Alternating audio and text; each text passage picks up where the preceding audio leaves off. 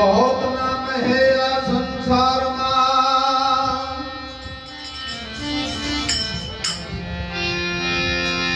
कहां से मुक्ति न हो आदि नाम तो गुप्त है अन पूजे विरला को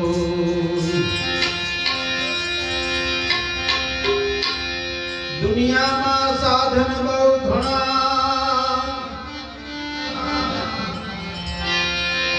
लोयावे राम भक्ति ने तो सुहंकार थी समरण किया विना सुखाली सुवासा मोतो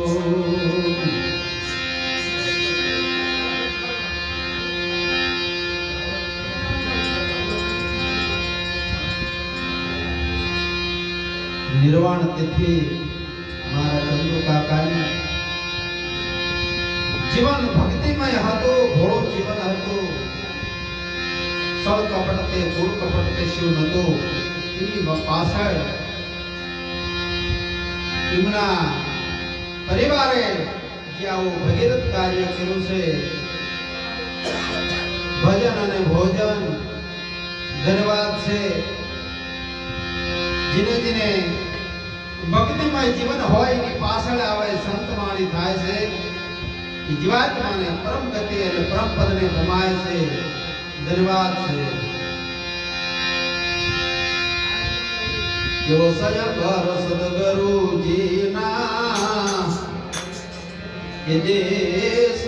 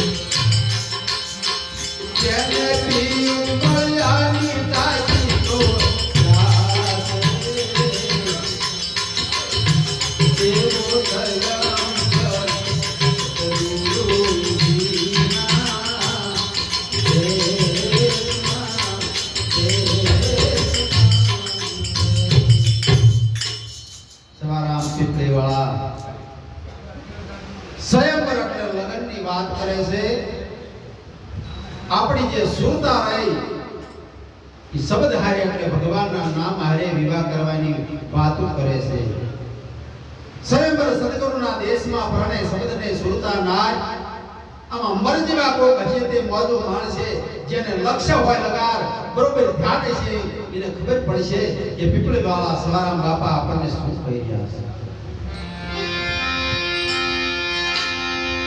સુરતાનો સકપટ સદગુરુએ કર્યું ઊંચું કુળને અવિનાશ કોઈ દી આવે નહીં કોઈ દી જાય નહીં કોઈ દી મરે નહીં કોઈ દી જન્મે નહીં આવા ભગવાન હારે સુરતાના લગન સકપણ કીધું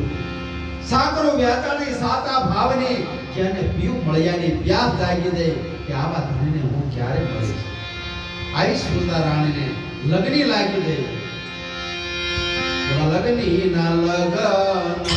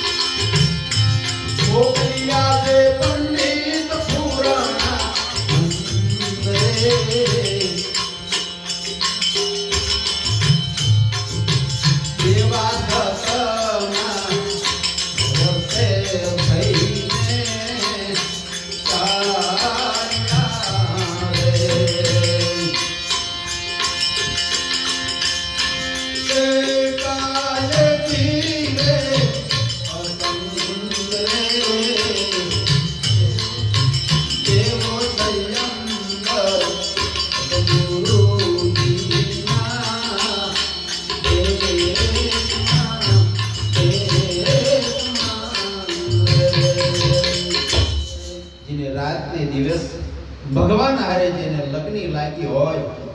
આવાના લગ્ન ભગવાન હારે સંપાય છે. લગ્નના લગ્ન સંપાયા મોકલ્યા પંડિત પૂર્ણાનંદ, જેવા તેવા પંડિત નહીં, જે પૂર્ણાનંદ હોય, ભગવાન જેને નક્કી કરી વાળા હોય આવા હોય ને એ ભગવાનના હારે લગ્ન સંપાય કે બીજા નો સંપાય.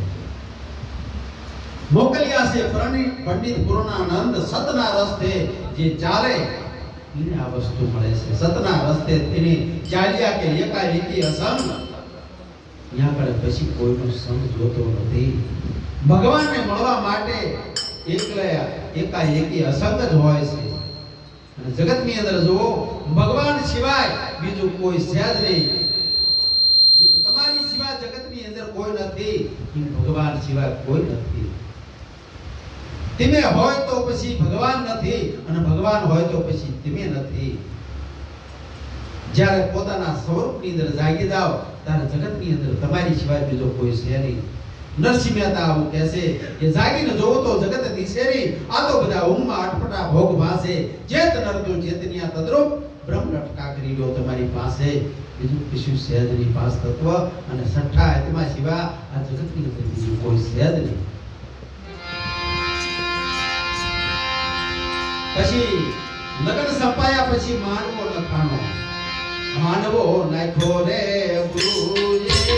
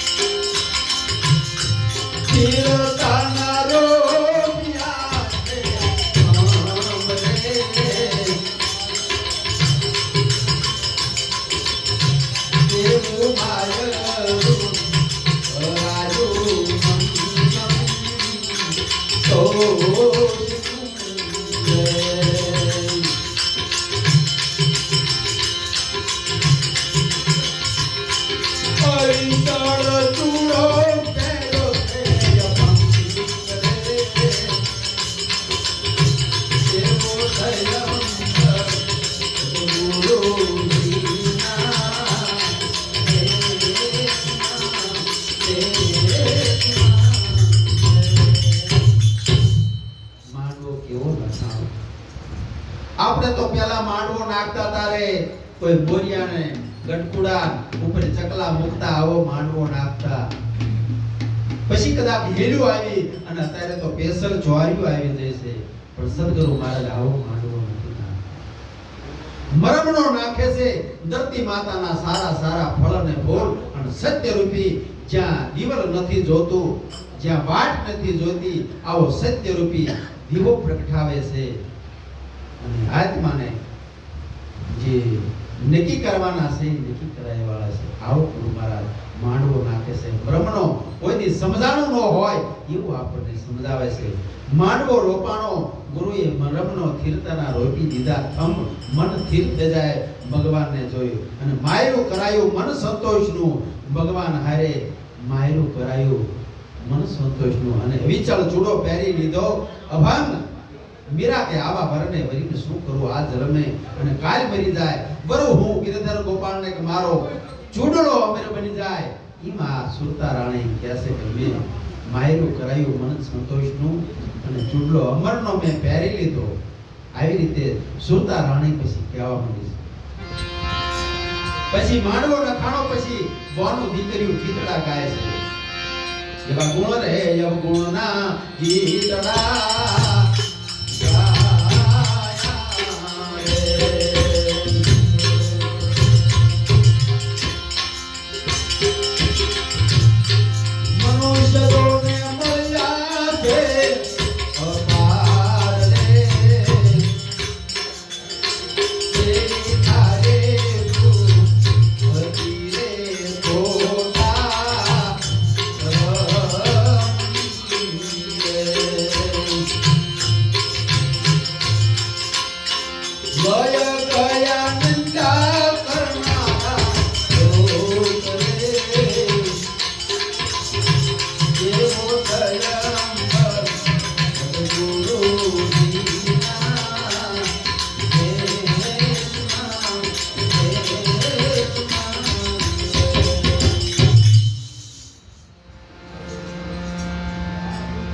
માંડવો નાખ્યો ગુરુએ બ્રહ્મનો તીર્થાના રોપ્યા થંભ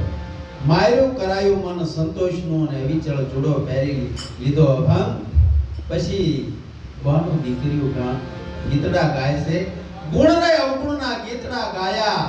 અને મનુષ્ય મળ્યા છે અપાર પણ ખારે કો હજી ખોટા કર્મની આ નિંદા કરનારા નગરના લોક લઈ ગયા કરે ધીમા તુલસીદાસ મહાત્મા કહે છે કે અનસમાને ઔષધિ ઝરણા સમોની જાપ કૃષ્ણ સમાને દેવતા નિંદા જેવું કોઈ પાપ નથી એટલે નિંદા કોઈની પરથી કરવી નહીં આદિમાં કહે છે સંતો બધા પોકારીને કહે છે કે જીવન ઈચ્છા કરો ને એની કરતા નિંદા કરા એ મોટું પાપ છે એ ખોટા કર્મની લાણું લઈ જાય છે પણ સદન પુરુષ કેવા હોય છે માંડવિયા જેટલા હોય જાનડિયા અને જાનડિયું જેટલી હોય પણ એમાં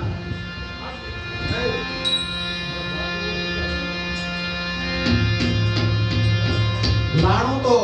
થોડીક થોડીક બેનું લે છે એટલે શું કહે છે સદન પુરુષ સારા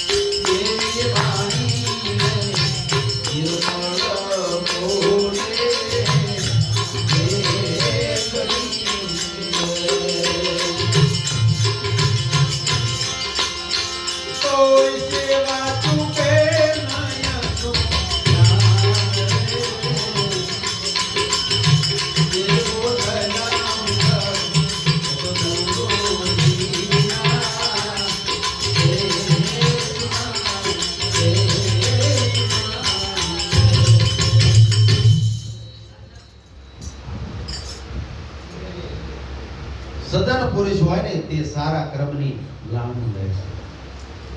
લાણું એટલે જગતની અંદર સંતો બધા આ જીવાત્માને ઉદ્ધાર કરવાની વાતો જે ગુરુમુખી કરી રહ્યા છે એનો બધો સાર સમજવા મળે ઈ લાણું કહેવાય આપણે સાતમનું ગાણું ગાય ફરતા જીલાણિયાનું પડવે પડવે સો મહારાજ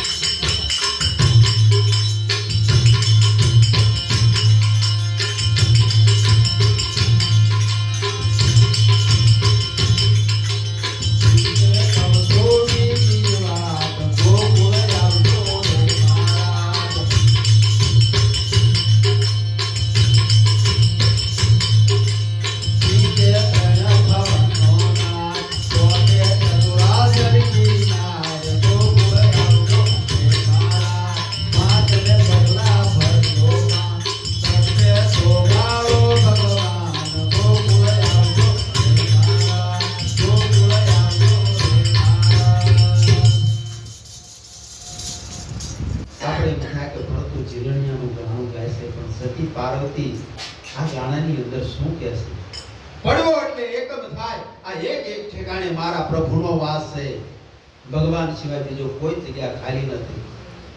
પડવે પડવે સો મહારાજ બીજે કહું છું બીજી વાત તારી જાતને તો જાણ તો કોણ છું ક્યાંથી આવ્યો અને આ દેશ છોડીને પછી ક્યાં જવાનો છે આ આપણને શાન સમજાવે છે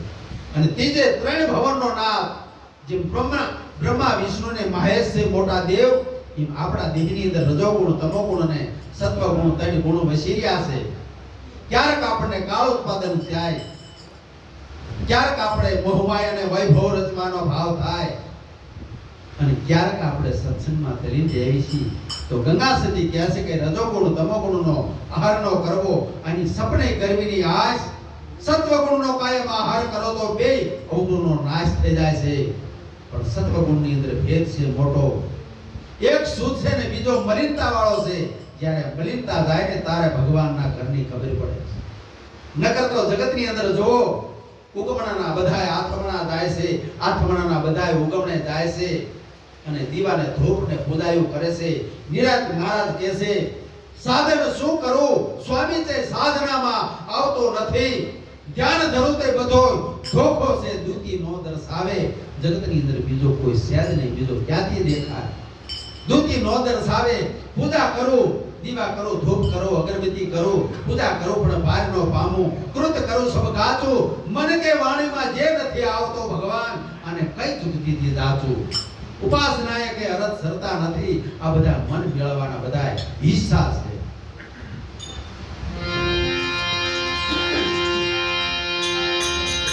સપ્ત દીપના વખાણની